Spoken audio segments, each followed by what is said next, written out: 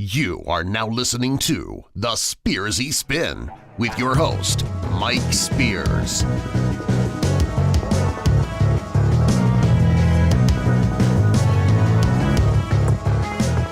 Hi folks, and welcome to The Spearsy Spin. Today we have a really neat little clip to show you, courtesy of Fox News. Now, this clip is with Tucker Carlson, and he is interviewing a gentleman by the name of Kurt Eichenwald, who's a senior writer for Newsweek. And we're going to dive into his mind just a little bit here because he talks about Donald Trump having been in a mental institution in 1990 and that he's mentally ill. This is all part of the liberal spin. But we're going to break that down for you so that you can actually see, or hear rather, that what these folks do is they perpetuate a narrative, even if it's false. Give a listen and you'll understand as we go forward. We've shown you many examples of journalism veering outside the conventional lines on this show, but one Newsweek senior writer has made a name for himself this election season with an arsenal of florid headlines, especially florid ones. His name is Kurt Eichenwald, and he joins us now. Kurt, thanks a lot for coming on. As the interview starts, it seems to be rolling along really fine until it's time to actually bring out the facts. And then there's a problem. Describes you as a senior writer at Newsweek, which suggests journalism. Do you believe that you're practicing journalism? When did you stop beating your wife? What are you talking about? Well, I'll show you what I'm talking about. I read your Twitter feed, and this is the kind of stuff I'm reading on. Now, Kurt realizes that somewhere here the other shoe is about to fall, and that's what the nervous titter was when he first started talking. So take a listen and watch how he tries to dodge. On it. At one point, you ask of conservatives, why do they hate America? You describe Trump as, quote, stupid and lazy. You refer to dumbass Trumpers. You say this to Kellyanne Fitzpatrick. F you. You say this to Trump voters. Hold Go on F here, yourself. Tucker. I mean, one of the things I want to make sure of, you have a real habit of taking a lot of things out of context. Out of context? He just read what he tweeted. How can Trumpsters defend a president-elect? Let's stop for a second. You won't give me an example. I'm trying to give you one right now. Then give me... Here, you know what? Let's play the game another way. I spent a little while just sort of doing some research on you. Why don't you answer? Let me ask you this question, if you would. Tucker Carlson falsehoods. Okay. Now, what happened here is Kurt had a book, and on it said that these are Tucker Carlson falsehoods. And what he's doing there is he's trying to put Tucker Carlson on the defensive so they can get him off the offensive. Watch. I believe Trump was institutionalized in a mental hospital for a nervous breakdown in 1990, which is why he won't release his medical records. Do you see a little irony that on one day you're criticizing the press for being lazy and inaccurate, and the next day you yourself are being lazy and inaccurate? Let me give you what the question is the journalist would ask. Let me give you what the question is the journalist would ask. I believe Tucker Carlson is the journalist. He read your tweets. He asked the question, was the president in a mental institution in 1990 or not? Listen and watch how he squirms around. I obtained his medical records from his real doctor, not from this guy who sent out a medical report then.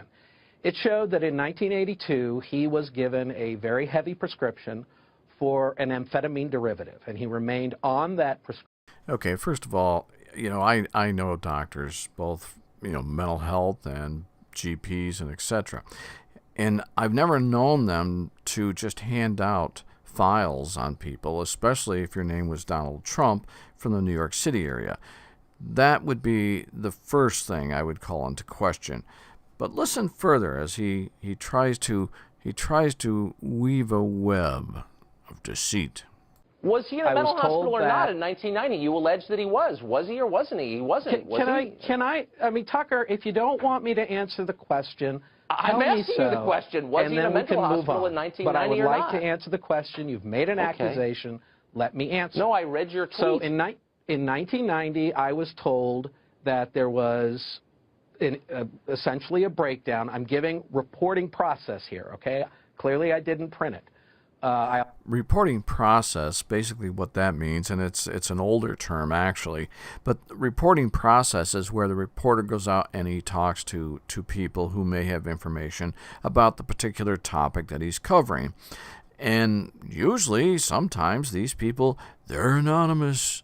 You don't know who they are, but they're always there. At that point, prior this to the is a election, very long story. You said he was in a mental hospital in 1990. Was he or wasn't he? Can I finish, It's a really simple Tucker? question. If you don't I'm asking like you the to finish. answer, Please answer the question. If you don't like the answer, don't have guests. But I would really like to answer your question. It's now, a simple question. Was he in a mental hospital, years, as you claimed, or wasn't he? Tucker, would you like me to answer the question or not? If the answer is no, say so. Please but succinctly answer the question. You You're want an filibustering answer with this if weirdness. you won't let me answer the question.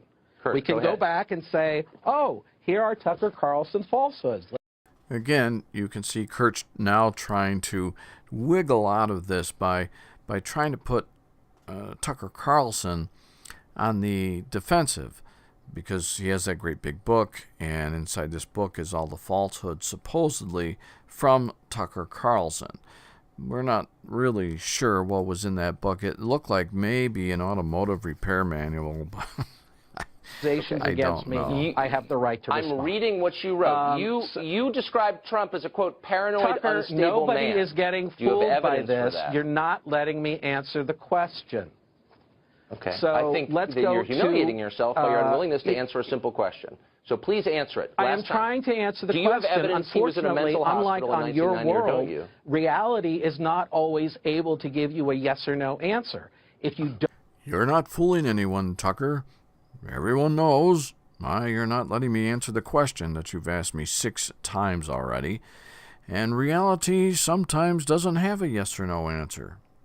Well, I don't know what reality Kurt is in, but in my reality, that's usually the case. That's where you usually find your answers in reality.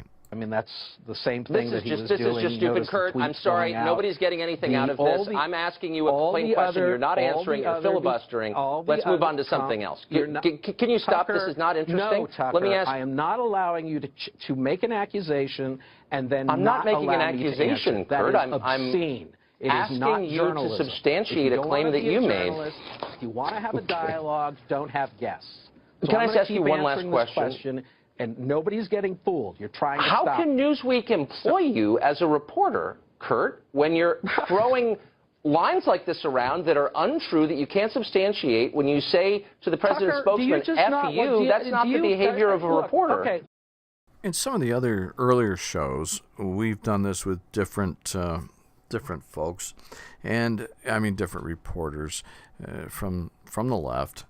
And it's always the same. When you catch up to them, you put a microphone in their face, either they're quiet or they do this. They do this magic dance, this dance of stay away, or, well, you don't understand reality.